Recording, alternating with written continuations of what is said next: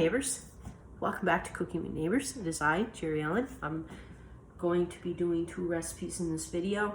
I'm redoing the beginning because the beginning got cut off and I didn't get to say hi neighbors. Also, I want to let you know that the smothered pork chop recipe that I'm doing, if you'd like the sauce to be a little bit thicker, you can add a cornstarch slurry right into the recipe while it's cooking. Let it thicken, or add a cornstarch slurry at the end to let it thicken. Or you can add some flour and water, shake it up, add it to the recipe at the beginning and let it slow cook with the pork chops, make the sauce thicker. It is a thin sauce in this recipe because my brother John, I'm doing the recipe for him. He loves his pork chops. However, he doesn't have flour or cornstarch in his diet, so this is why I left it out, so he can have a recipe that I know he will enjoy. Love you, John. Anywho, let's get to the recipe. Another Crockpot recipe because it's Crocktober, and if you want to join in on this open collaboration with my cousin and I, just make a Crockpot dinner, slow cooker meal, and let us know that you posted it and we'll put you on our playlist. Shrimp Creole. Alrighty, pound of shrimp.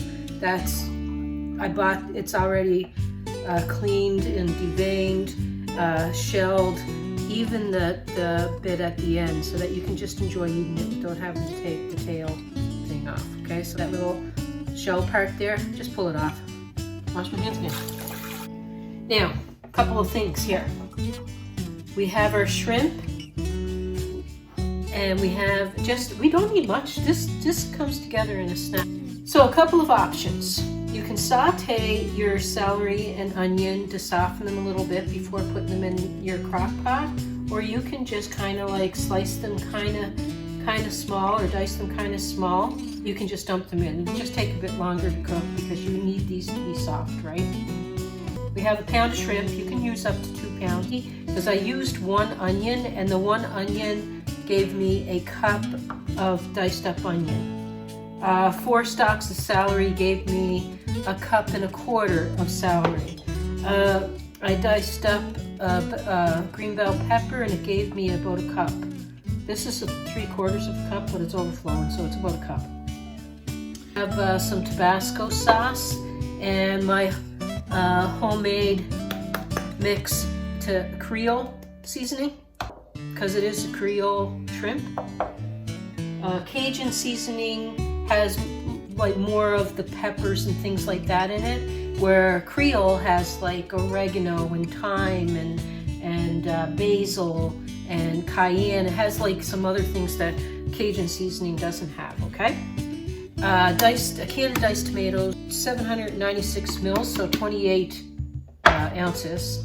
A cup of sauce as well, and some garlic.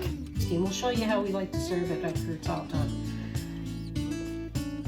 Usually I don't run through all the stuff. I just start pouring it in and telling you what I got, but I don't know. Thought I'd change things up a little bit. Change it up some, you know, so you don't get bored. I just did a recipe and just washed it out again. I'm gonna put my shrimp in the refrigerator till I'm ready for it. I am going to add my celery, onion. You can wait till the last hour of cooking to add your green peppers if you want. I'm just afraid that I'll forget, so I'm adding them now because they will soften a lot quicker than your onions and celery. 2 cloves of garlic that I sliced. I'm going to put a 1/2 tablespoon of this Creole seasoning. Okay, a tin of diced tomatoes and its juices. Cup of tomato sauce, spaghetti sauce or marinara. Optional, but I'm going to add about 4 or 5 dabs. Oh, that came out kind of quick. Where's the little tiny hole? Maybe I'm doing 1 dash. Did you see that? Supposed to be a little hole in there. Maybe 2 dashes. A little bit more, what the heck? It's gonna be spicy. Do the last half hour or whatever, and it says to put shrimp in the last hour, but I think that would be too long. So, putting in my shrimp. down to the last. These are really large shrimps, by the way. Put them in for a half hour, 40 minutes. For my vegetables to get pretty tender before I add my shrimp.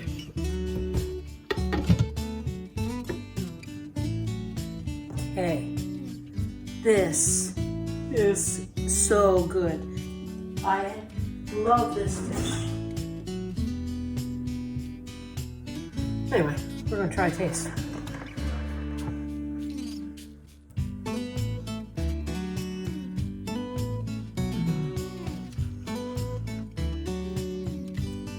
Absolutely wonderful.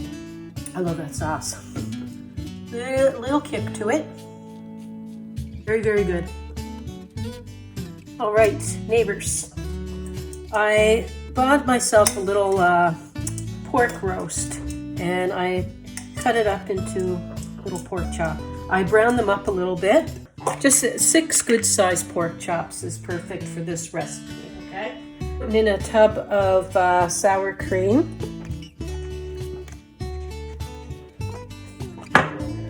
Salt and pepper. Teaspoon of garlic powder, or you can put some chopped or granulated powder in. Garlic in. Teaspoon of onion powder. Half a tablespoon of Worcestershire. 1 thinly sliced onion. Bunch of mushrooms. So this was a container, a small container of mushrooms that I sliced up. Salt, pepper, splash more of Worcestershire.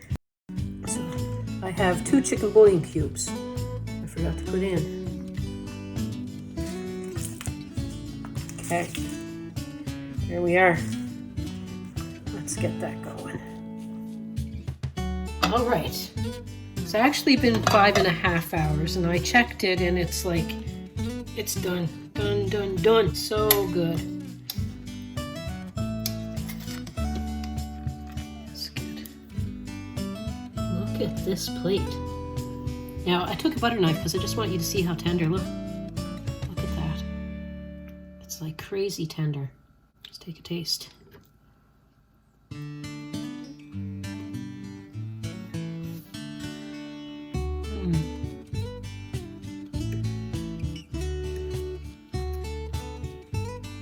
It is very good. Now, if you wanted the sauce to be thicker, you could either add, like, when you're cooking this, like 1/4 of a block of cream cheese, or you can do a cornstarch slurry at the end. Yeah. Anyway, some ideas. I like it like this.